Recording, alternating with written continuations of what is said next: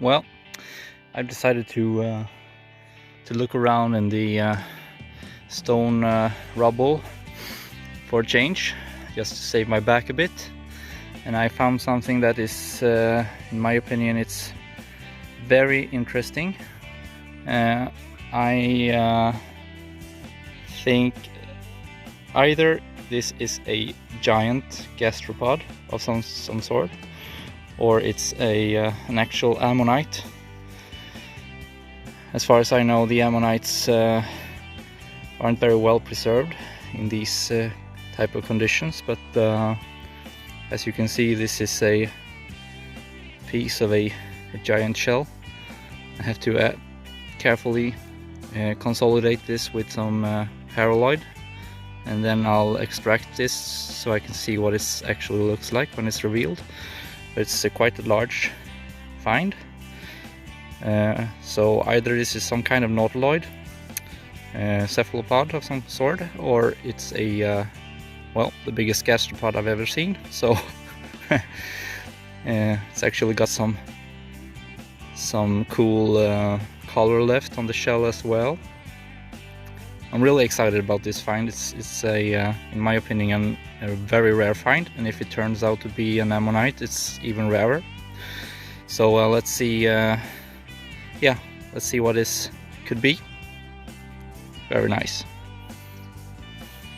I think I just found the smallest shark tooth ever.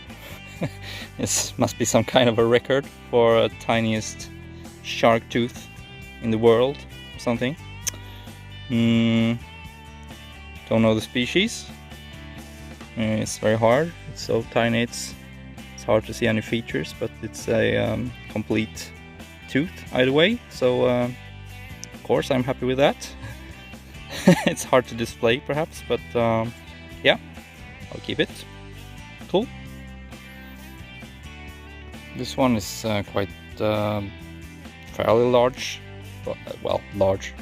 Not very large, but still not as tiny as the previous one. It's a fairly complete shark tooth. It's got, well, at least half of the root is still there. So oh, dropped it. There it is. Pretty nice find. All the teeth in this spot, they are brownish, or, well, could even be like mustardy jello. So it's when you get your eyes set, it's quite easy to spot them amongst the gravel. So just keep looking hard and see what else turns up here. Well, I have moved to another site, well, another part of the same quarry. Yeah, as you can see around me, it's a fairly large place. Pretty cool. You can see on the back of my head there is a tall piece of lime gravel wall, if you can say that. And if you look closely, you can see the layering very clearly. That's the old sea floor, just packed on top of each other like a cake or a piece of, yeah, like a book. So let's look around here and see if we can find some cool stuff. I'm gonna look through the piles of rock, and there are some yeah, there are some good pieces to be found, I hope. So we'll head in this direction and see what turns up. Yeah, just gonna look on the surface here where they have ridden all the machinery, crushed rock into gravel, and I saw some interesting stuff, interesting pieces lying around up here. So we'll head up to this pile here, and when I was walking along here before, I could see that these large boulders. They're actually packed with oysters and clam shells, brachiopods. So what I'm gonna do, I'm gonna go and look through here and see if anything in particular will show up, and then I'll split some of the rocks as well and see if there's anything good inside. So yeah, we'll look here for a bit and I get back to you if I find something good. Here we have a really nice brachiopod actually. Can you see it? It's right in the middle of the frame, beside my hammer. I'm gonna pick it up for you to see. Yeah. About some zooming. Come on. Focus. There you go. And it's it looks to be a complete brachiopod. And I don't remember the name of this one in particular just right now, but I'll check it out and I'll let you know if it's complete. We'll do some prepping at home, but it sure looks pretty nice. So I'll keep this one. Cool find. I found another one of the same type of brachiopod. I don't know if this one is complete yet either. It looks pretty good from here, but it's hidden in the remaining rock, so I don't dare to hit it anymore. I've trimmed this rock down a bit. This is fairly soft rock, so it's not that hard to trim the rock down, but instead the fossils are they're very brittle, so you can't hit them too much without risking breaking it all and ending up with yeah, scrap instead of nice fossils. So but I'm happy with these two, so I'll keep these. Just found another I think it's a bivalve or maybe a very large brachiopod. It's a little bit busted up, but I thought this one would still look pretty nice when it's clean, and it's a fairly big one as well, so I'd love to find one of those complete someday. I found parts of these before, and yeah, they're quite cool, so I think I'll hold on to this one as well. So I hope it will look nice when I've cleaned it up a bit. Cool. Let's continue. Well, this is a belemnite rostrum. It's a complete, fairly small one.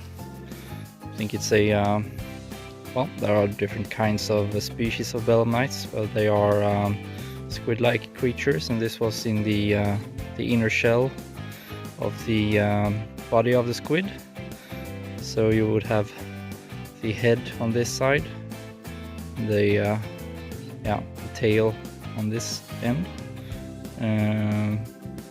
Yeah, and this is a fairly small example. It's nice and complete, but I have a lot of these already, so I'll leave this one here for someone else. Cool find anyway. I've headed down to yet another part of the quarry. And it seems like in these layers where they are working right now, there are more of the belemnites. So I've just found a big one. This is a, I think this is a Mammulatus belemnite. It's a complete one. You can see the end of the backside, and also the tip. The belemnite is intact.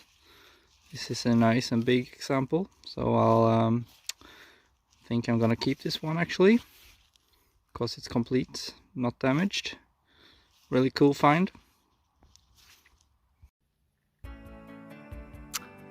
This is a typical tiny brachiopod from this location. It's called, I think it's Crania ignabergensis or something. It looks like a yeah, it's called a smiling man for obvious reasons. It almost looks like a piece of a oh, it's very small. Looks like a face with a guy or a girl or whatever smiling. This is a tiny brachiopod, and they are fairly common at this location. Pretty cool to see anyway.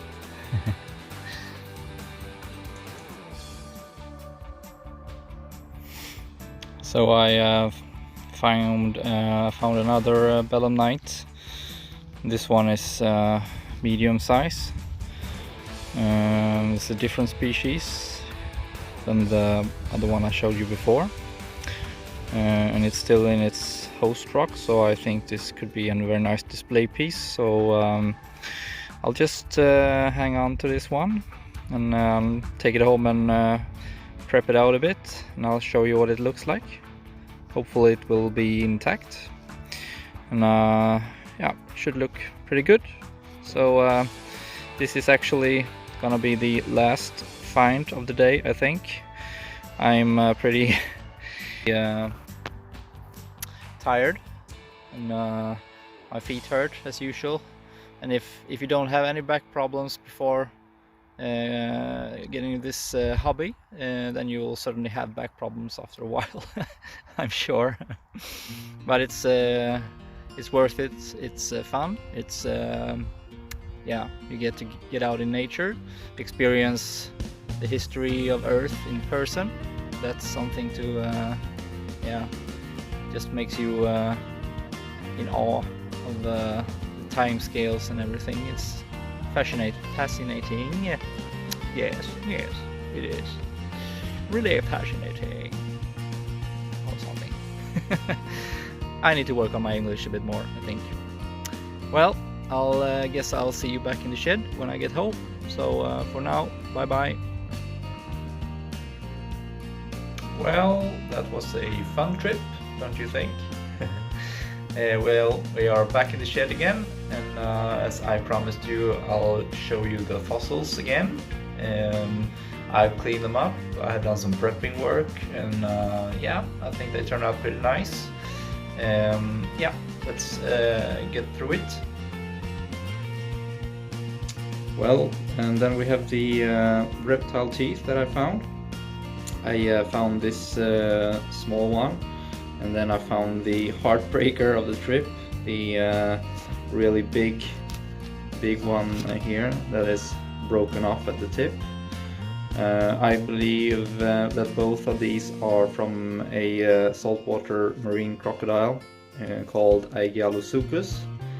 That was a yeah, probably fish-eating, fairly medium-sized crocodile that was swimming around in the Swedish Ocean, all over Skåne at this point in the late Cretaceous. And these are teeth that are actually pretty, well, they're not super rare, but they are fairly rare to find, especially intact ones. So, well, if this had been a complete one, this would be a huge example. I'm not sure this is the crocodile, but as I've asked around, most people think that this is a very large example of Aegialosuchus. And the small one is also pretty nice with the almost all the animal intact and most of the tip as well. So I'm super happy about those, and yeah, hope to find some more in the future. So here we are. We'll start on the there's that beautiful brachiopod that I found on the rubble pile. This is a Ranconella brachiopod. Some of these I remembered, some of them I have not remembered in my head, so I guess you have to see the actual name on the screen, as I've done some research.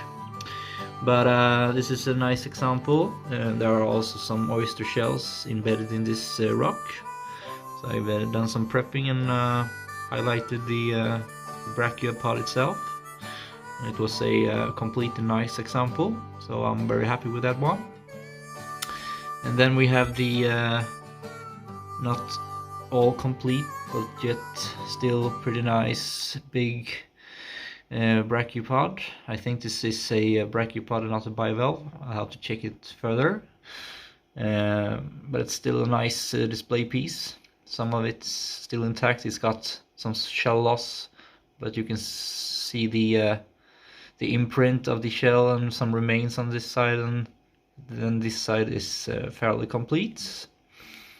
I'm very happy with this one actually. I think it looks pretty cool. And then we have a mysterious oyster. Yeah, my heart skipped a beat when I saw this one in the quarry, because at first I thought it might be some kind of ammonite or something. But at further digging and some studying, I've considered this to be an actual oyster of some sort. I don't know the species. I have an idea which family this could be, but as I've asked around and I realized this is quite a rare find. These are very fragile and are often just smashed up. So I'm pretty happy with this one. There is some obvious shell loss around it, but most of it's there, and it's got some lovely colors. So this will be definitely a nice display. So I'll dig furthermore into this one and see what kind of species this might be. If you know, please comment down below if you know what it is. I'm very, very excited about this. And then we have the belemnite that was stuck to the matrix. It's still in the matrix. I've just removed some of it to highlight the belemnite. This is a Belemnelocamax mammillatus, I think. It's just a little bit of the tip missing, but overall it's a nice display piece and it's intact. These are, as I mentioned in the clip in the quarry, these are fairly common to find. And then we have all the teeth, of course. None in particular were especially nice. There are a few smaller ones that are pretty good, especially the Cretaceous in the middle there, with the side cusps all intact. And there are also some other undistinguishable shark teeth that I don't know the actual species, because the root is missing and the side cusps are missing, but it's probably Archaeolumna carcarius, or yeah, a few more Cretaceous as well. But and then we have some Squalicorax sharks at the top here. None of them is complete. You can find very nice examples of these in the quarry. I didn't find any good ones in particular, but they're still pretty cool, and of course I like it. And then we have some bits and bobs over here. There are a few bone fragments. I don't know what they are, but they are most likely reptile bone of some sort. The two pieces, this one with a very distinguishable pattern on it. I'll have to ask around a bit more to see if anyone knows exactly what this is, but it's so broken up it's almost impossible to know for sure. There's the fish coprolite. I found it again as I dropped it. And then these oysters are very common as well in the quarry. And you have the sea urchin spine, and then the brachiopod, the crania or isocrania, and then some vertebra, fish vertebra, and then the solitary small coral that I found in the beginning. And yeah, I'm pretty excited about these finds, and I think they're pretty cool. So that's all for now. I'll hope I'll see you again in the next video. I'll be doing another one about trilobites very soon, so I'll hope you see you again when I get to do that one. So for now, bye bye, thanks for watching, and please like and subscribe. And I'll see you again in the next video. Bye!